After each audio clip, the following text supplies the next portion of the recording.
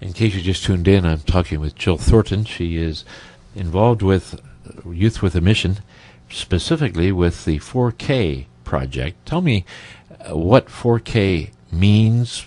What does it stand for? How was that designation arrived at? Right. And well, I'm not supposed to end a proposition with a sentence or a sentence with a preposition. I won't judge. How did you come up with that idea?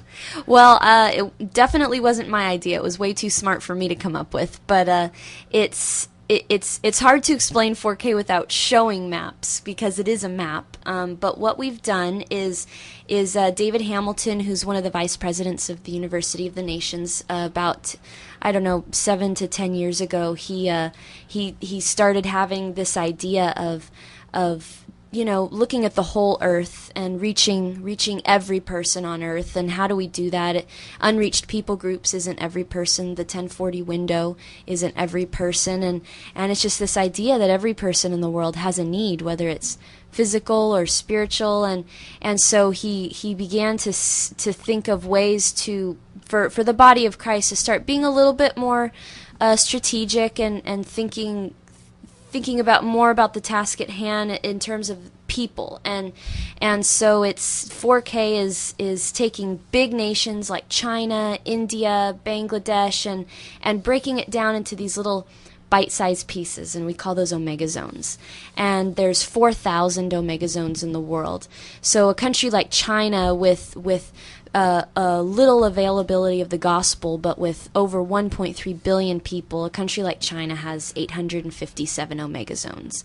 Whereas a country like Samoa, which has very high availability of the gospel, it's a Christian nation, it does not have a large population at all. It's only one omega zone, and then all the countries in between have multiple omega zones or whatever. An omega zone is a zone that has people that aren't reached? No, an omega zone is everywhere. We're in the Central California omega zone right now. It's wherever there's people is where there's an omega zone. It's just that omega zones are smaller where there's less gospel and more people, so that you end up with more omega zones where there's less gospel and more people, so that then you would send more missionaries to where there's less gospel and more people. So San Francisco would have more omega zones than Dallas. Well, we have a threshold, a population threshold that we meet. In a country like the U.S., an omega zone wouldn't have more than 9 million people in it. So San Francisco Bay Area is one omega zone. Texas is, I think, 5 or 6 omega zones in one state. It's huge. But then Wyoming is just one zone itself. Yeah. So it isn't the number of people that haven't heard the gospel per square mile. No, it's more by province. Every province in the world has been classified A, B, and C. An A province would have little to no availability of the gospel. So an A would be Saudi Arabia, Afghanistan. A B would be medium availability, Russia, parts of China, and then a C would be the United States and Europe. And now with the internet and with the capability of people, generally speaking, anywhere in the world being able to log on to the internet and hear or be able to read things about the gospel, does that change the way the maps look then?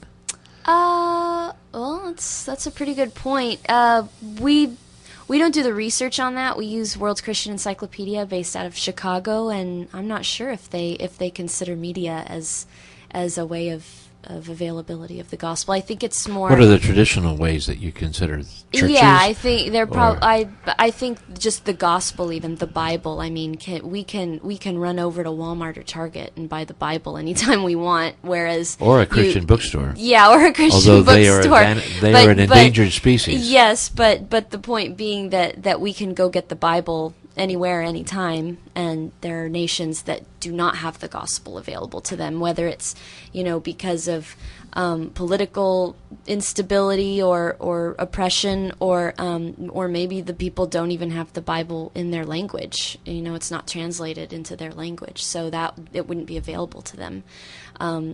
there are, populations of deaf people that they're considered unreached people groups because there's nobody evangelizing or ministering to them in sign language. So yeah, it's just how available is it? How much access is there to the gospel? And so in a place like San Francisco that's even considered a fairly dark place from a Christian standpoint, the gospel is available.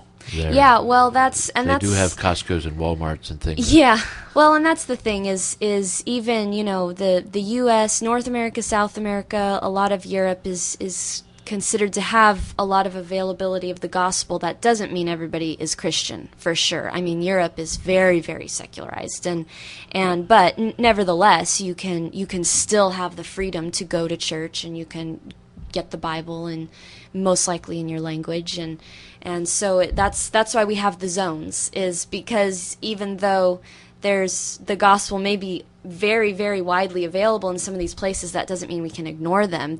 We certainly need missionaries in the U.S. and Europe, and so it's just this idea that the all and the every person has a need and needs, whether it's physical or spiritual. Now, I heard a statistic the other day that less than 6% of people in California go to church regularly. Mm-hmm.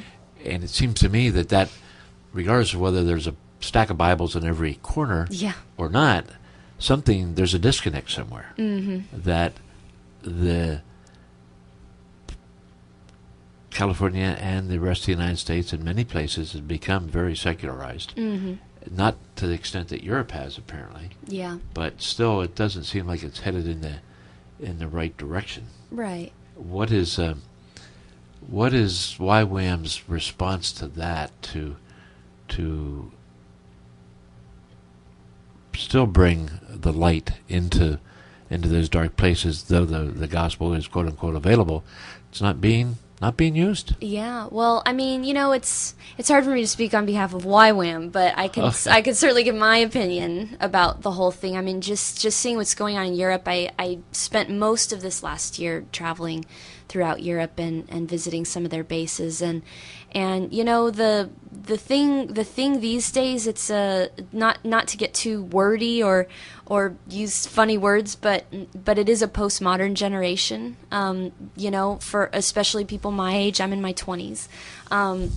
People don't necessarily see a church building as a place that they can go to worship the Lord. They've found that in Europe, I mean, all the cathedrals and churches are emptying out, and they're being used now as restaurants and museums, but yet people still have a hunger for God. They have a hunger for God, not necessarily pews or traditions or rituals, and so there's still this hunger after God, but this younger generation has seen how religious things can get, and they don't want to be a part of it necessarily, and so you see more home groups popping up. You see home churches. You see people meeting and fellowshipping in gymnasiums or houses or in parks or whatever. But it's looking less, this postmodern generation, it's looking a lot less traditional.